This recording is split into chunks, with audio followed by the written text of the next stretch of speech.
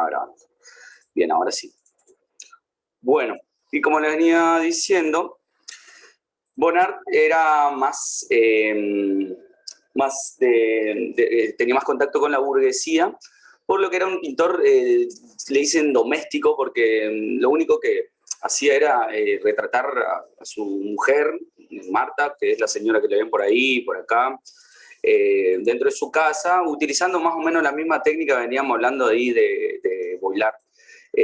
Una técnica a lo mejor no tan que se mezcla figura con fondo, o sea, no es figura compleja, fondo complejo, sino que es, en algunos casos tiene más similitudes con, podríamos decir, con, ¿cómo se llama este? Fue el nombre, el enano. Ya me sale. Umpa Lumpa. No, Toulouse-Lautrec, ahí me acuerdo. Vieron con esas pinceladas medio diluidas, que como que parece medio inacabado en algunos casos.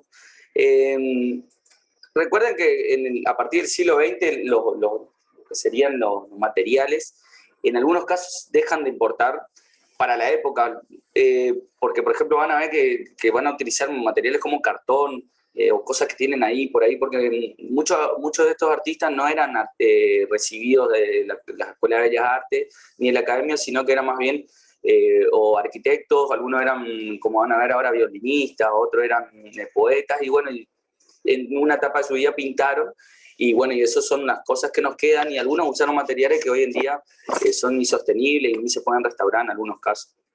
Bueno, fíjense como acá ya en esta obra es bastante importante, que se llama las mimosas en la ventana o algo así, que de 1981, y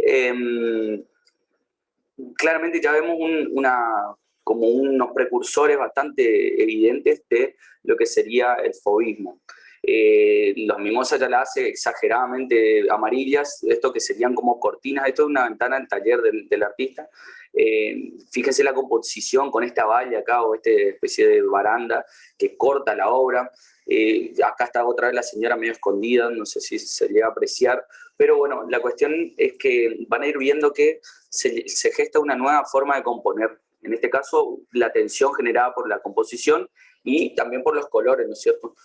Casi se puede decir que son todo masa de colores, donde apenas se percibe alguna que otra casita, pero son como muy saturadas, ¿no es cierto? También hizo algunos ¿cómo se llama?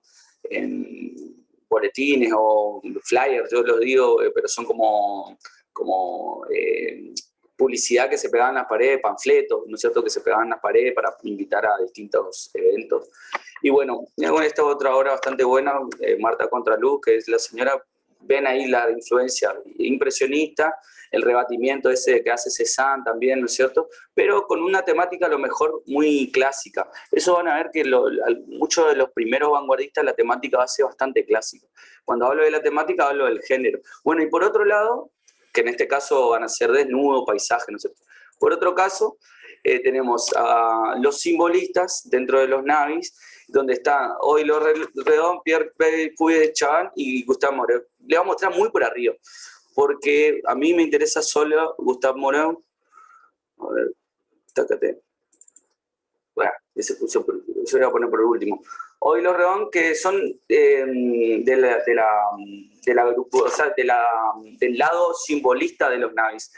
El decorativo, ya vieron, carga ¿cómo se llama?, de objetos, ¿no es cierto?, de la composición muy compleja, y esto por ahí son más simples las composiciones y tienen un significado más espiritual, más profundo, contemplativo. Ellos tenían mucha relación con el tema, imagínense que al café ese donde asistían, lo llamaban el templo, porque era también, como era una agrupación judía, era como que también se compartían mucho los temas espirituales y temas que tienen que ver un poco con la religión. Cosa que lo van a ver mucho más clara con Gustave Moreau. Le voy a mostrar esto solamente para que vean un poco que se retoman también algunas temáticas como mitologías, escenas de la vida de Cristo, de imágenes cristianas, ¿cierto?, católicas. Y bueno, este vendría a ser como el lado simbólico. ¿Por qué yo hice el mosquito, perdón? Ahí está. ¿Por qué yo hice esta iniciación ahí sobre los Navis y puse dentro de la planificación? Porque justamente Gustave Moreau, que va a ser el maestro de Matisse, que también perteneció al grupo Navi, pero simbolista, ¿no es cierto? Ve que tiene connotaciones mezcladas entre religiones, o hace como sincretismos, ¿no es cierto? Que mezcla religiones, mezcla la mitología con lo cristiano.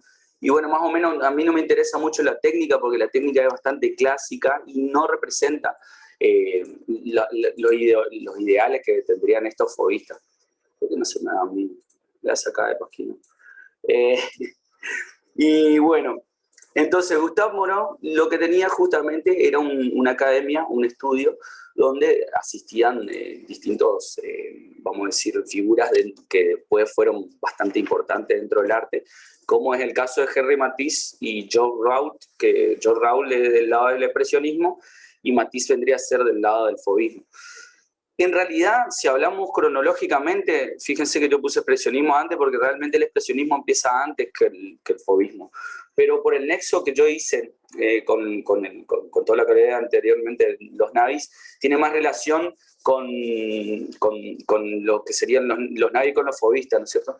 Y el expresionismo estaría bueno que tengamos una base de lo que, del pensamiento de Nietzsche, para entender un poco lo que pensaba ese sujeto alemán, que va a tener totalmente otra visión sobre la pintura y sobre las técnicas, que lo van a ver en las clases posteriores, ¿no es cierto?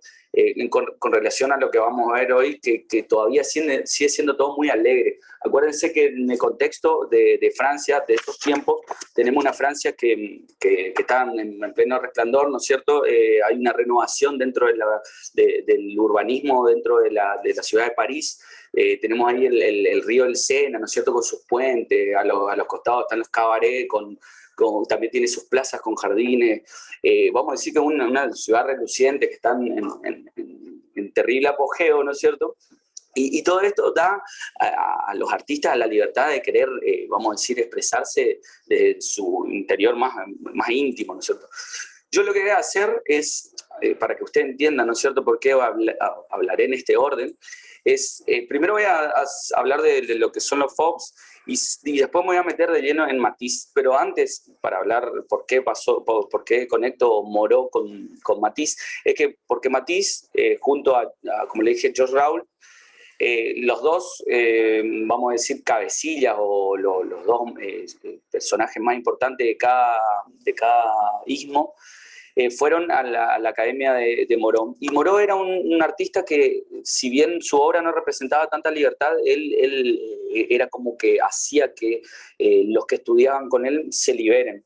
Esto hizo que cuando Matisse, cuando muere Moreau, creo que muere en 1900, él se cambia al taller o al estudio de Carrier, Eugene Carrier, y ahí termina de conocerle a Derain, que es este muchacho, André Derain, donde con él hacen toda una nueva interpretación de lo que sería el postimpresionismo para llegar a lo que sería el fauvismo. Entonces, haciendo esa breve introducción, yo voy a hablar primero me voy por atrás, y debería hablar, ya van a ver las obras, ¿no es cierto?, pero para hacer así el contexto, cuando yo hablo de la primera exposición, que es de la exposición más importante y una de las tres únicas, porque tuvieron 3-4 exposiciones, esa otra de las características de la vanguardia, acuérdense que va a durar, algunas no van a durar ni 7 años, antes los movimientos o escuelas duraban 100, 200, 300 años, y en estos casos a veces nacen y en 7 años están desapareciendo totalmente. Siempre tienen un pico de auge donde empiezan a salir a la venta, donde hay los mayores exponentes, mayor tecnicismo. Acuérdense que algunas de las características de estas vanguardias son que son utópicas, parece que nunca van a terminar, ¿no es cierto? Son como son como románticas, pero a la vez utópicas, porque es como que nunca hay un final real, ¿no es cierto? O un objetivo marcado. Por otro lado, también, como les decía, tiene un enfoque sistémico que tiene que ver con la... ¿Me guardo esto? Sí. Tiene un enfoque sistémico, o sea, un tecnicismo, que si bien en el inicio no está bien marcado, porque fíjense que una técnica se puede ir puliendo hasta llegar a un determinado momento donde se maneja totalmente la técnica, como lo hizo Picasso, como lo hizo Matisse, ahora van a ver que es también otra característica de la vanguardia, ¿no es cierto? Tenemos que tener en cuenta eso, que si bien la vanguardia a veces parece muy arbitraria y muy así como quien hace un boceto, en realidad hay todo un tecnicismo y toda hay un sostenimiento, una fundamentación de por qué es así también, ¿no es cierto? Y bueno, otra cosa también que importa mucho, así hablando del contexto, ¿no es cierto?, son, por un lado, la fotografía y ya llegando a 1900 ya tenemos el cine, así que esas dos cosas van a hacer que los artistas también digan, ¿y para qué representar la realidad o un momento único, irrepetible, si la fotografía ya lo viene haciendo ya hace varios años, porque ya en el 1800 ya existía la fotografía, que había que quedarse como 15 minutos, 45 frente a la foto, pero bueno, ya existía. Entonces, bueno, todo esto dio la apertura a que el artista diga, bueno, ¿por qué representar la realidad, no es cierto? Esta recomendación que le dieron a Gauguin, perdón, que Gauguin le dio a Saussure, que Saussure le dijo a los Navi que era de no respetar los colores, que los colores sean sacados a pomo, que la utilización de planos, etcétera, etcétera, dieron al nacimiento justamente el fauvismo. Entonces, tengo acá el Gran Salón de París, que es un salón, específicamente la sala número 3, del ala 7. Ahí yo no me meto mucho porque ya es arquitectura, pero una de las alas debe tener varias salas, y bueno, la sala 3 era el Salón de los Autónomos, justamente se llamaba así, y lo que hacía, para que tengan una idea, el Gran Palais en aquella época. Y bueno, lo que tenía este salón de los autónomos era que hacían muchas retrospectivas. Las retrospectivas son como hacer un recorrido sobre toda la obra de ciertos artistas. Generalmente se hacía eso de artistas importantes, como no sé, como Carracci, Watteau, no sé, Botticelli, etcétera, etcétera. Pero en artistas como Van Gogh, Cézanne, Gauguin, y todos estos artistas que pertenecen, vamos a decir, ya a la etapa del siglo XVIII-XIX, no tenían esta posibilidad, por más que estén muertos, ya no había como una valorización. Y este salón justamente hizo eso. Hizo dos retrospectivas, una muestra retrospectiva de Van Gogh y una de Cézanne. En esas muestras justamente andaban estos dos amigos, Matisse y Derain, que van a quedar totalmente, vamos a decir, anubilados o sorprendidos por la cantidad de color, por la pureza, la fuerza.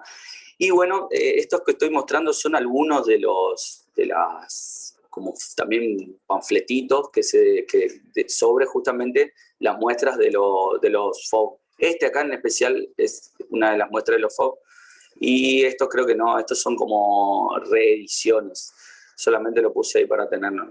Y bueno, de este modo podemos hablar de Derain y Matisse. Derain y Matisse, como les dije antes, se conocen, o no sé si le digo ahora, muere Moreau, el maestro de Matisse, y Matisse se va con Carrier, tenía también un estudio, y ahí conoce justamente a Derain. Con Derain se van a donde vivía Derain, que era La Collier, o Collier, no sé si lo ven acá, van a ver escrito cómo se escribe, Collier. Y bueno, con Matisse van a estudiar principalmente paisajismo. Si hablamos de género dentro del fauvismo, podemos decir que hay paisajismo, desnudo, retrato y naturaleza muerta, más que nada. Hay muy poco del resto, ¿no es cierto? Pero lo que sí es importante es que en esta etapa ellos adoptan vamos a decir, información o técnicas que que aprendieron en el estudio de Moreau, y hicieron como una reinterpretación de aquellos navis, ¿no es cierto?, que venían ya puliendo esta idea de, a ver, no, creo que había una, mejor versión, que venían puliendo esta reutilización también del divisionismo, ¿no es cierto? Todo lo que ven acá son puntos, líneas, podríamos hablar de algunos casos puntillismos. Esta, por ejemplo, es también una de las vistas del Collier del lugar en 1905. La mayoría de las obras del fauvismo se van a, y esta es la que decía, esta es la original. Esto también es carros cruzando el puente, se llama, también en 1905-1903. Todas estas obras se desarrollan entre 1900 y 1907. La exposición de los Fauvis se hace en 1905, y ahí es cuando explotan, digamos, en cuanto a reconocimiento, pero no de una manera positiva en realidad, porque supuestamente la historia cuenta, en realidad la historia cuenta no, está escrito porque está escrito en una revista de crítica y muy al estilo fanzine, donde un tal Luis Baucelles se escribe, justamente entra a la muestra esta del Salón de Otoño en 1905 y se encuentra con todas las obras, ¿no es cierto?, así con colores estridentes, no respetando ¿cómo se llama?, las valoraciones, las proporciones, etcétera, etcétera. Y en el medio del salón había una obra fija, ¿no es cierto?, que en este caso era una de Donatello, y bueno, y él se refiere, dice así, sentía que Donatello estaba entre las fieras, que fieras se dice fauve en francés, y de ahí salió el fauvismo. Ellos adoptaron el nombre porque dijeron, bueno, si somos pesados, también nos vamos a poner el nombre, ya que ellos quieren que seamos la fiera, vamos a ser la fiera, ¿no es cierto? Y bueno, en el caso de Derain, ¿por qué yo me voy a meter de lleno con Matisse? Porque Matisse es como el padre y el que lleva a sus límites más extremos al fauvismo. A Derain, ¿qué le pasa? Derain se va a la guerra en 1914, y Derain se fue a la guerra, Derain se fue a la guerra, y cuando volvió ya adoptó una técnica mucho más cubista, como ven en estos casos acá de las últimas dos obras, a ver si abren. Acá ya tenía una impronta cubista, y bueno, después termina muriendo, un poco de tiempo después que termina la guerra, termina muriendo porque le choca un camión. Por ende no tenemos mucha obra. Maurice Blaming también, ellos dos vamos a decir que son los representantes más importantes, en el sentido de que ellos fueron los que usaron el color de manera más vigorosa, digamos, más sentimental. El color, vamos a decir que es lo más importante dentro del fauvismo. Pero la forma, el contraste y esos otros elementos también son importantes, pero vamos a decir que el color es como la base elemental dentro del fauvismo. Bueno, en el caso de Blaming venía más influenciado por Van Gogh, se van a dar cuenta, por las líneas negras, por la crudeza del dibujo, ¿no es cierto? También como la deformidad, pero claramente representaba también lo que estaba buscando, así como hizo Van Gogh en su época, ¿no es cierto? Yo veo esta obra que tenemos acá y claramente me da sensación de calor, justamente por la paleta que utilizó, ¿no es cierto?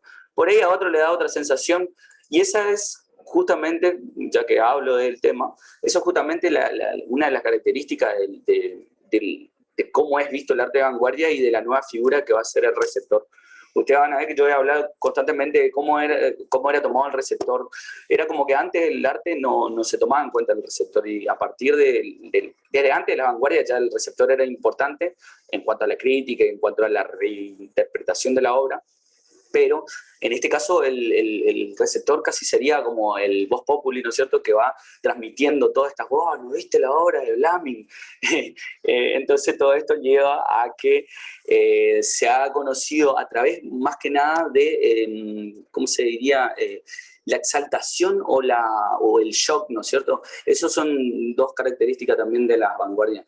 El shock y lo casual y lo espontáneo, todo esto va a generar como una cuestión espontánea, donde el artista inmediatamente se eleva vamos a decir, o un grupo se eleva a pertenecer a una vanguardia por el hecho de lo que generó en la población en ese momento, ¿no es cierto? Y bueno, más o menos, cerré todo. Pero, que estoy... Estaba en Blaming. Maurice Blaming termina siendo una especie de expresionismo. Ahora cuando vean expresionismo van a ver por qué digo, utiliza mucho el negro, colores fríos y se va un poquito al realismo, termina siendo realismo. Él no va a la guerra, pero como era violinista y también ciclista, es como que abandona un poco o lo tiene como una actividad secundaria a la pintura. Por ende, ahí sí vamos a entrar a Matisse y creo que este es el más importante, capaz que me lleve todo el tiempo que quede. Y bueno, si hablamos de Henri Matisse, tenemos que hablar de como el padre del fauvismo, ¿no es cierto? Pero también el Matisse para mí es importante. Yo le voy mostrando, siempre le voy a mostrar algunas fotos así de cómo era el tipo, también para que ustedes tenemos la posibilidad, ¿no es cierto? Antes no podíamos ver solo a través de cuadros a un artista y ahí ya había como una subjetividad, porque él se pintaba un poquito mejor, me parece. En realidad las cosas no eran como él pensaba. Bueno, van a ver que vuelvo a Henri Matisse, me desconcentré. Henri Matisse es importante porque él representa como el artista ese vanguardista del siglo XX. Ya lo van a ver como Picasso va a ser el contrincante ahí, o en realidad hay como una relación de amistad y enojo y odio y envidia entre ellos dos, pero los dos son dos figuras del arte, vamos a decir, vanguardista, son las dos figuras más importantes en cuanto a figuras así solitarias, funcionando como por solitario. Si vos decís Henri Matisse, también vos podés hablar de la obra de Matisse propia, ¿no es cierto? Una obra que se fue regenerando todo el tiempo, que él mismo iba regenerando, cambiando y a veces volviendo a su época anterior. Lo mismo van a ver cuando hablemos de Picasso. En sus etapas previas, ¿no es cierto?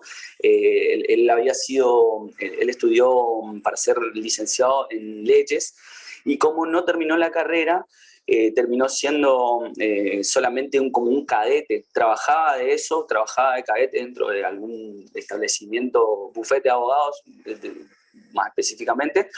Todo esto porque el padre, él era un comerciante muy adinerado que quería que su hijo tenga también la misma clase social seguramente, ¿no es cierto? Y bueno, lo que pasó como van a ver en todas las vanguardias, también la rebeldía, ¿no es cierto?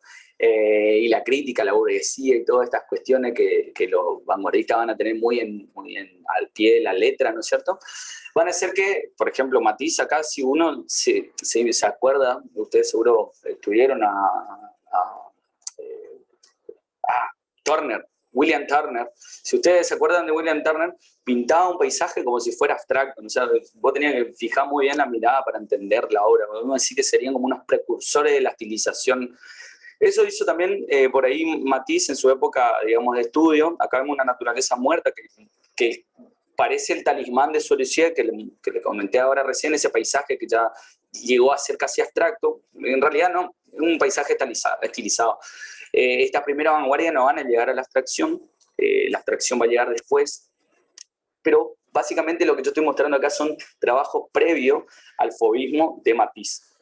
Un artista que manejaba bien las técnicas clásicas, a lo mejor con algunos tintes un poco postimpresionistas, fanatiquísimo de Cézanne, tanto así que tenía una obra. Para, bueno, llegar a la época de cuando se encuentra con Derain. Derain es el artista que estábamos viendo hoy, que juntos se fueron a su casa en el Collier de ese, y donde empiezan a hacer esas obras que tienen un poquito de este postimpresionismo o divisionismo o neoimpresionismo, como depende del libro, ¿no es cierto? Cambia el nombre. Pero ¿qué pasa? Lo que hace Matisse, además de trabajar con el divisionismo, lo que hace también es modificar el color y estilizar la forma, tanto así que vemos, fíjense que vamos a ir acercándonos así en algunas obras, la deformidad o la estilización, la síntesis de algunas figuras, y también un poco, en algunos casos, como es rememorando a su gran maestro, ¿no es cierto?, gran maestro o figura de maestro, porque en realidad no fueron coetáneos. Carita Solís. cuando, que tenía con Cézanne, ¿no es cierto? Ahora más adelante vamos a ver una de las obras que él le compró, que compró de Cézanne, porque era muy fanático y era como una influencia constante, ¿no es cierto? Acá también vemos una ventana justamente también del estudio de Collier, donde vivía Derain. Y acá ven una ventana del mismo año, ¿no es cierto? Las dos hechas totalmente diferentes. Eso también es algo que hay que destacar, ¿no es cierto? Eso también demuestra que el artista no es que pintaba así porque le dije, nah, que cacho, quiero ganar unos mangos. Sí va a pasar después en el arte, en el expresionismo abstracto, que va a haber mucho lado de dinero, en el mercado negro, vamos a decir, que eso vamos a hablar más adelante, pero en esta época no se pensaba así, porque en realidad para muchos esto era tirar pintura. Después, cuando fue entendido a través de muchos escritos, libros, etcétera, etcétera, fue valorado el arte abstracto y estas estilizaciones, ¿no es cierto? Y bueno, y acá está una obra importante porque La alegría de vivir se llama. Todas estas obras que esta acá, la que ustedes ven medio divisionista, Lujo, calma, voluptuosidad, La ventana de Collier y esta acá que es Lujo, alegría de vivir, son obras que estaban en esta muestra de los autónomos. No esta, por ejemplo, porque es justamente lo que hizo Matisse fue juntar a los cuatro, en realidad, porque también está Marquet, que no hablé todavía, que son cuatro artistas que se juntaron justamente a desarrollar esta técnica para que cuando uno entra al salón realmente sea impactante, ¿no es cierto? Y no quede como algo muy aleatorio y que tenga un poco shock en la gente, ¿no es cierto? Esta obra es muy importante porque la compró la familia Stein. Ustedes van a ver ahora que vamos a hablar mucho de marchantes, de coleccionistas también, que es una figura nueva por ahí dentro del ámbito no burgués y muchos marchantes, ¿no es cierto?, dentro del ámbito burgués. Y bueno, y la cuestión es que esta obra fue obviamente muy criticada por el tratamiento de la forma, por la composición. Y bueno, hoy mirando un video, me entero que esta obra en realidad, si uno va a la obra de Agostino Carracci, del siglo XVI, tenía un grabado justamente que es casi idéntico en cuanto a qué está pasando en la obra, ¿no es cierto? Una escena de exteriores, ¿no es cierto? Medio paisaje, con distintos momentos, ¿no es cierto? Tenemos una danza por acá, la gente acá medio teniendo relaciones, el beso, la gente en la manta, que ya están en cuadros de Watteau y de, ¿cómo se llama el otro? Bueno, ahora me acuerdo el nombre. Bueno, pero lo importante de esto, en este caso, es que acá, por ejemplo, ya, otra vez, no puede ser, me quedo corto de tiempo otra vez, y voy a tener que usar otro IDH. Bueno, si en 10 minutos lo cocino bien, o si no, seguimos la clase que viene nomás, ¿saben? Bueno, acá hay como una reminiscencia de lo que sería la danza, ¿no es cierto? Bueno, y para ir rápido, esta obra es importante porque fue comprada por los Stein, y los Stein eran como una figura, como que si los Stein te compran una obra, vos sos parte de la creme. Así participó, los Stein tenían ahora, obviamente, de Cézanne, de Van Gogh, en esta época tenían la obra de Matisse, Picasso, los pintores, ¿cómo se llama?, dadaístas, etcétera, etcétera. Otra obra también muy criticada, tanto por los colores, porque fíjense, si ustedes ven el fondo, hasta parece que como si fuera que tenía una tabla ahí que estaba tirada y bueno, le pintó arriba a la mujer, utilizando más o menos las paletas de lo que quedó ahí, ¿no es cierto? Pero fue comprada también por los Stein. Estos son los Stein, que son Leo, Gertrude y Michel Stein. Son una familia judía también que vinieron de los Estados Unidos, son coleccionistas, críticos de arte. La señora Gertrude escribe literatura, hace literatura. Y bueno, y esta es otra de las obras importantes que le compró ellos, que se le conoce como Mamá Matisse o La Raya Verde, por el tema que tiene ahí como una temática con el tema de la división verde, esta que está acá en el medio, fue muy criticada en su momento, y bueno, terminó con esos dos nombres. Acá, como decía, la reminiscencia que se veía en el otro cuadro, de lujo, calma, alegría de vivir, perdón, lo que se veía acá como una pequeña danza, un prefacio, después se fue plasmado. Hay que destacar varias cosas dentro de la vida de Matisse. Matisse fue a entre otros lugares que viajó, porque fue un artista viajero,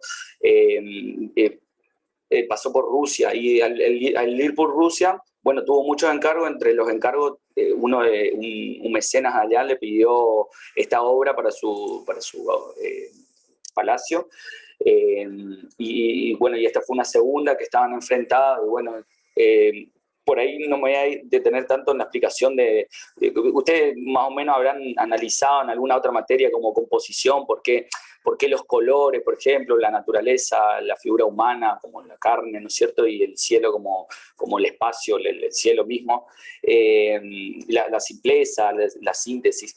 Van a ver que hay mucho trabajo de arabesco. Esto influencia justamente de los rusos, pero también nuestro amigo Matisse se va mucho a Argelia, a Lituania, a Estonia, también visita países africanos. Acuérdense que París era medio dueño, colonizó varios países africanos, como tengo anotado acá porque no me acuerdo todo,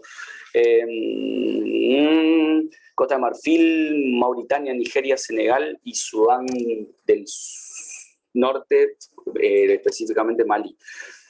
Y bueno, y justamente me combina, fíjense cómo Matisse va a combinar el estilo que venía trayendo de los fauvistas, porque acá ya estamos hablando de 1926. Acuérdense que el fauvismo en 1912 ya no existía más.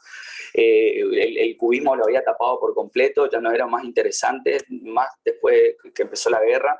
Y Matisse siguió gestando su propio estilo, ¿no es cierto? Y lo llevó justamente a esta época que le llaman la odalisca, donde justamente combina esos tapices que fue comprando en Argelia, en los distintos lugares de África, con la sensualidad que nunca abandona el desnudo, ¿no es cierto? Matisse va a tener como género prioritario el desnudo. Tendrá retratos, algunos paisajes en la época fauvista, pero él fue del desnudo. ¿Qué le pasa a Matisse? Matisse se enferma, muy feo, toda su vida tuvo varias enfermedades, y termina en silla de rueda con un ¿cómo se llama esto?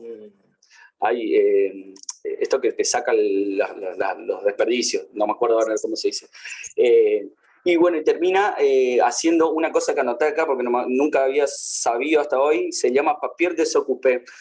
Yo conocía el papier desoccupé, pero no conocía la que se llamaba así, que justamente consistía en cortar papelitos e ir pegándoles en distintas superficies, ayudado por sus, obviamente, como de modelo de turno, mujer de turno, porque hay que decir que el hedonismo en esta época también era también retratado en los artistas, o sea, vivían cambiando de mujeres, teniendo hijos por todos lados, etcétera, etcétera. Matisse tuvo también mucho problema con la guerra, porque su señora fue secuestrada y llevada a campo de concentración, y un hijo también fue a la guerra. Otra cosa así destacable, Matisse decoró una iglesia que se llama la Capilla de Rosario, que queda en Francia. Por ahí le dejaría que ustedes inspeccionen un poco más, está bastante interesante. Bueno, a mí me parece medio vacío, muy lineal, no me representa a Matisse. Vamos a ver otras capillas de artistas contemporáneos, de vanguardistas, que van a ser mucho mejor, se lo puedo asegurar. Y bueno, acá también ven clara referencia a lo que sería el estilo de los rusos. Y bueno, y así podríamos seguir por horas y por horas hablando. Fíjense, anecdóticamente, Matisse termina muriendo a los 92 años, de viejo, ¿no es cierto? Y lo único o sea, siempre siguió pintando hasta el último día que murió. Y lo último que hizo, se cuenta, ¿no es cierto?, se cuenta la anécdota, que terminó en la silla de ruedas con el palo ese, que era como una especie de caña, ¿no es cierto?, con una coronilla atada en la punta. Terminó dibujando de las personas que eran más importantes, su hijo y una serie de personas que no sé quiénes eran. Hizo eso y sumió. Cualquier otra cosa, quedan 3 minutos. ¿Queda alguna consulta? Podemos retomar un poco la clase que viene para no hacer tan pesado. Pero más o menos esto es el inicio del siglo XX con el fauvismo, sin que todavía, fíjense que yo no hablé de manifiesto, que es una de las características de la vanguardia. Y bueno, algunas otras cosas que vamos a ir viendo en las siguientes vanguardias. Pero bueno, esto vendría a ser como el puntapié inicial para mandarnos de lleno a meternos de lleno en el siglo XX. ¿Alguna consulta? 400 consultas. ¿Quiere agua? Te juro. Vamos a tener que ver como 2 o 3 veces el video porque los nombres no se quedaron ninguno, las fechas tampoco. Así Pero que aparte, la velocidad en la que habla, o sea... Y ni siquiera se le traba casi la lengua. ¿En qué momento respira? Bueno, ¿En qué no, pero igual ahí tiene... Como que está desesperado contando, ¿viste? Y le cortás y listo, sonaste. Mirá, yo cuando subo las clases de historia, yo subo con video, ¿eh? Subo con un YouTube, así ustedes pueden ver ahí toda la información. No voy a ser tan loco de ponerle un audio de cosas que están siendo visualizadas. No, le voy a subir el video, no se preocupen. Y lo otro también, con lo que es respecto a modernidad e ilustración, también yo tengo un video explicativo que hace la introducción a todo esto que nosotros habíamos visto, así que también les voy a subir al aula, ¿sí? Bueno, es algo cortito. 1 minuto 44, tiene que ser una consulta así. ¿Qué voy a comer? Que Viviana estaba hablando. Diga. Que si va a subir alguna bibliografía. Ya está subida. Hoy habilité para que ustedes vean Nico Stangos para toda esta primera parte. Van a tener desde fobismo hasta surrealismo. Creo que más todavía. Sí, y de Casullo voy a subir lo que es el itinerario de lo que estoy, itinerarios de la modernidad también, ¿sí? Eso también.